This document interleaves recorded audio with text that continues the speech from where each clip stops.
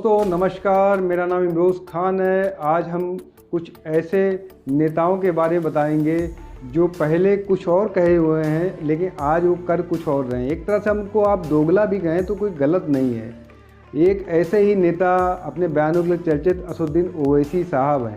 ओवैसी साहब भारत के अलग अलग राज्यों में जाके मुस्लिम मुख्यमंत्री ना बनाने को लेकर समाजवादी पार्टी पे उत्तर प्रदेश में, बिहार में तेजस्वी यादव यानी आरजेडी पे और बंगाल में ममता बनर्जी पे तमाम कटाक्ष करते रहते हैं। तेलंगाना में खुद वो बीआरएस चीफ केसीआर की दरी बिछा रहे हैं। इस सब के बाद इस बार उम्मीद थी लोगों को कि 2023 में जो तेलंगाना में चुनाव हो रहे हैं, शायद वो अपने जो उन्होंने उत्तर प्रदेश में कहा, जो उन्होंने बिहार में कहा, जो उन्होंने बंगाल में कहा, कम से कम यहाँ वो अमल करेंगे।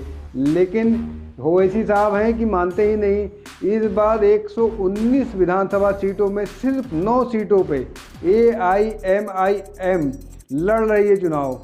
जो आदमी, जो शख्स, जो पार्टी खुद अपने प्रदेश जहां उसका बेस है वहां 119 सीटों में सिर्फ 8 या 9 पे ही लड़ता है, वो उत्तर प्रदेश और बिहार में क्या करने जाता है समझ में नहीं आ रहा है। कम से कम उन्हें तेलंगाना में 119 सीटों में कम से कम 30 या 35 उम्मीदवार तो उतारने चाहिए थे, क्योंकि यूपी में जहां उनका कोई बेस नहीं हुआ था 403 में उन्होंने 37, कभी 37 उतारे, कभी 35 उतारे।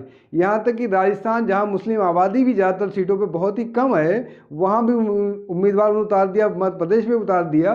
तो ऐसी क्या वजह है कि तेलंगाना में वो 119 में सिर्फ 9, कभी 8, कभी 7 उतारते हैं। कम से कम उनको वहाँ अपनी पार्टी का विस्तार करना चाहिए था, लेकिन वो वहाँ वही बातें कर रहे हैं उनकी पार्टी के नेता जो यहाँ समाजवादी पार्टी के नेता कहते थे कि भाई अगर उम्मीदवार ज़्यादा उतारेंगे तो वोट बट जाएगा और वो बीआरएस हार जाएगी, जबकि बीजेपी वहाँ बहुत कमज़ोर स्थिति में इस बार है। इसलिए अगर वो विस्तार की कोशिश करते तो कम से कम उनको कुछ वोट परसेंटेज उनका बढ़ता और कुछ सफलता होती, वो बेस बनाते।